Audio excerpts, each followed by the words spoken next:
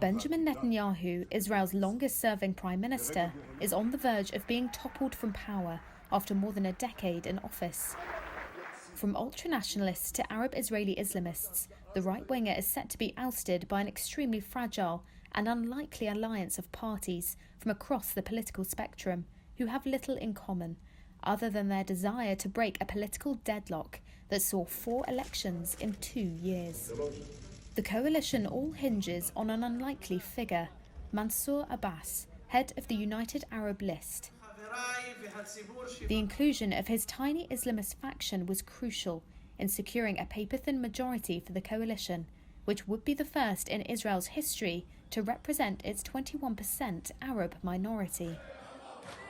A dentist by profession, Abbas said he has put differences aside for a chance to improve conditions for Arab citizens who report discrimination and government neglect. His inclusion stands in stark contrast to the head of the new guard, Naftali Bennett, leader of the ultra-nationalist party Yamina, or rightwards. So we'll get once and for all a government who actually cares for the people.